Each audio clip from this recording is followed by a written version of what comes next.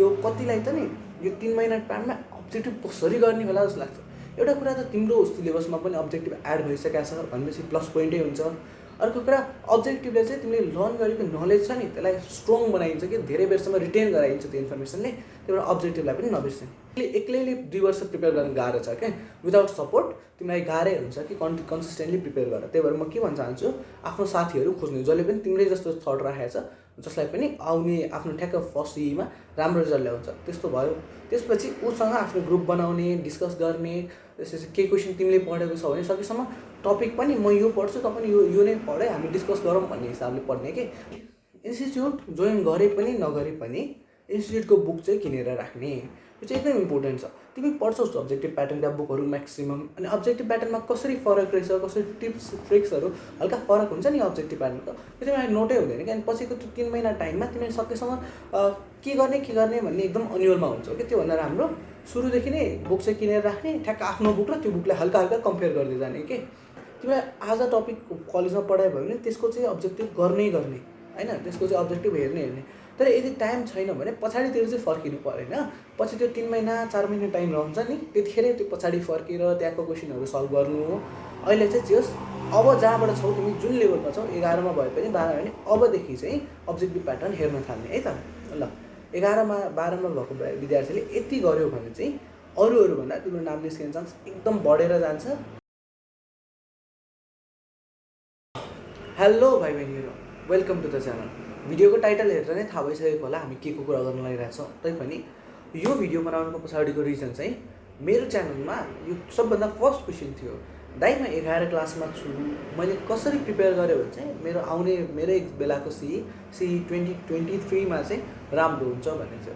अब यो धेरैजना अरूहरूको पनि प्रसङ्ग, अरूहरूको पनि क्वेसन छ, मलाई डाइरेक्ट म्यासेजहरूमा पनि भाइले सोधिरहेको हुन्छ, दादा म 12 क्लासमा छु, मैले कसरी प्रिपेयर गर्न सक्छु, मेरो कलेज भइरहेछ, मैले एनइबीलाई फोकस गर्ने कि नगर्ने, दादा एनइबीको कतिको इम्पोर्टेन्स छ, त्यो सबै कुरा सोधिराखेको मैले एकदम पाएको छु होइन। त्यही भएर आजको भिडियोमा चाहिँ हामी एनइबी इम्पोर्टेन्ट छ कि छैन, त्यसपछि एनइबी प्रिपेयर गर्दाखेरि हामीले त्यही हिसाबले अब्जेक्टिभ प्याटर्नमा प्रिपेयर गर्न सक्छौँ कि सक्दैनौँ, यदि त्यस्तो हुँदैन भने त्यो पछाडिको 3 महिना टाइममा पढेर भ्याइँदैन, न त सबैले नाम निकाल्न ड्रप नै गर्नुपर्ने हो कि भन्ने जुन यावत कुराहरू छ त्यसको बारेमा डिस्कस गर्छौँ। प्लस 11-12को भाइ बहिनीहरूलाई जे राम्रो हुन्छ नि बेस्ट तरिका, त्यो चाहिँ मैले जट डाउन गरेर मैले आफूले पनि 12देखि प्रिपेरेसन सुरु गरेको थिएँ। त्यो भएर मेरोभन्दा पनि राम्रो रिजल्ट ल्याउन कसरी सकिन्छ भन्ने कुरामा गाइडेन्स प्रोभाइड गर्न लागिरहेको छु। ढिलो नगरिकन भिडियो सुरु गरौँ है त।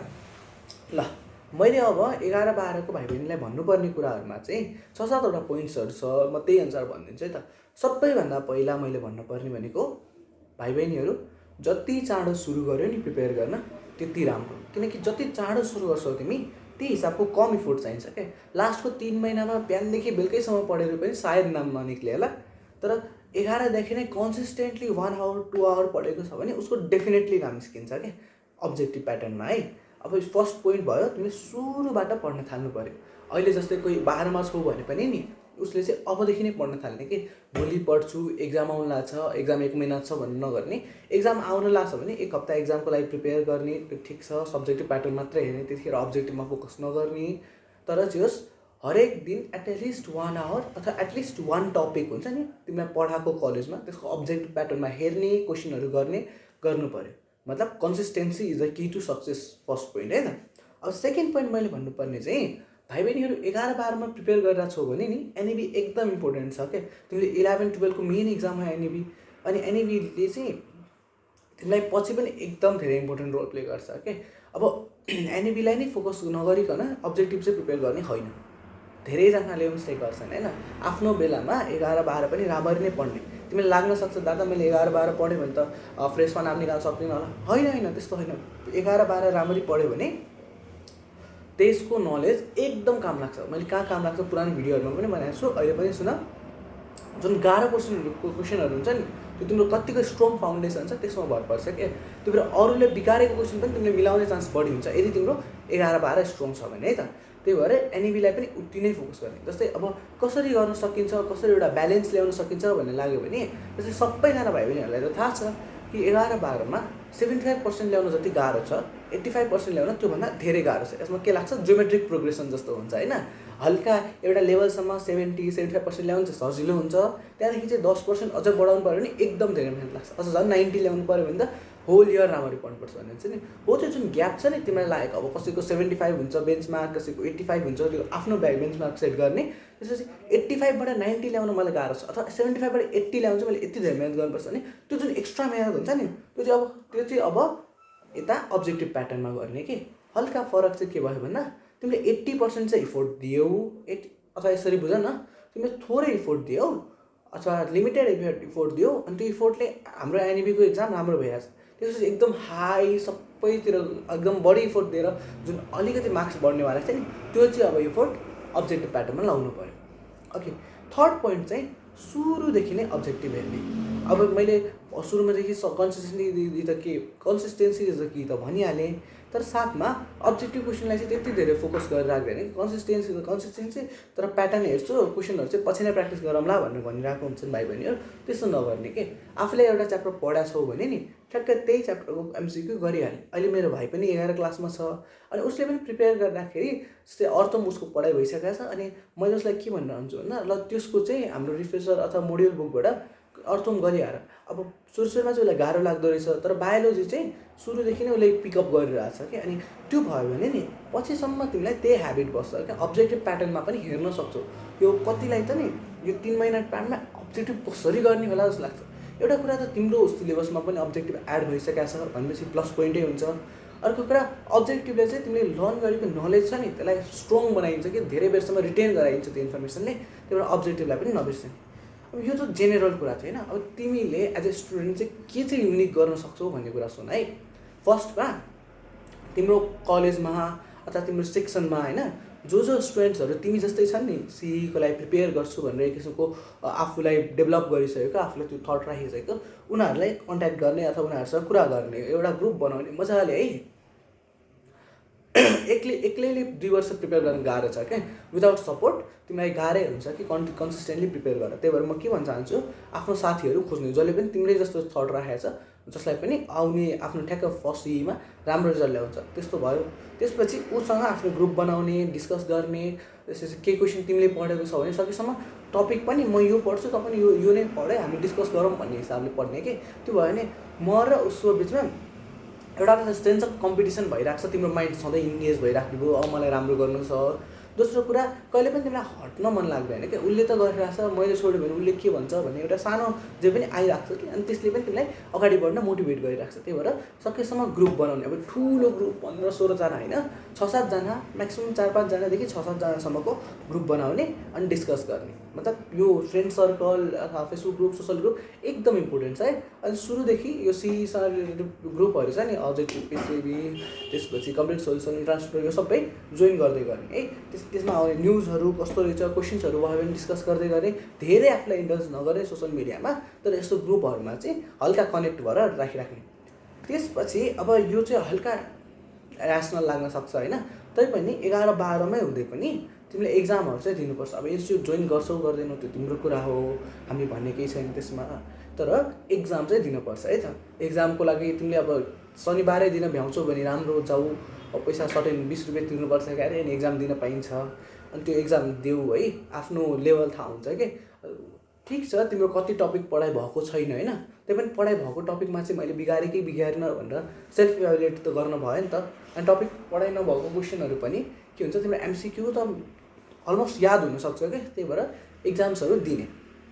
अनि फाइनल्ली इन्स्टिट्युटकै कुरा गर्दाखेरि, इन्स्टिट्युट जोइन गरे पनि नगरे पनि इन्स्टिट्युटको बुक चाहिँ किनेर राख्ने, यो चाहिँ एकदम इम्पोर्टेन्ट छ। तिमी पढ्छौ अब्जेक्टिभ प्याटर्नका बुकहरू म्याक्सिमम्, अनि अब्जेक्टिभ प्याटर्नमा कसरी फरक रहेछ, कसरी टिप्स ट्रिक्सहरू हल्का फरक हुन्छ नि अब्जेक्टिभ प्याटर्नको, त्यो तिमीलाई नोटै हुँदैन कि। अनि पछिको त्यो 3 महिना टाइममा तिमीले सकेसम्म के गर्ने भन्ने एकदम अन्यलमा हुन्छ कि। त्योभन्दा राम्रो सुरुदेखि नै बुक चाहिँ किनेर राख्ने, ठ्याक्क आफ्नो बुक र त्यो बुकलाई हल्का कम्पेयर गर्दै जाने कि। त्यो गर्न सकियो भने चाहिँ पछि तिमीलाई चाहिँ बुक नयाँ लाग्दैन। त्यही भएर पढ्न पनि आफ्नो एक्जाम सकिएपछि पेस मेन्टेन गरेर 2-3 महिना तिमीले सबै पढेर सकाउँछौ। अब यति भइसकेपछि अब एउटा फाइनल कुरा सुन है।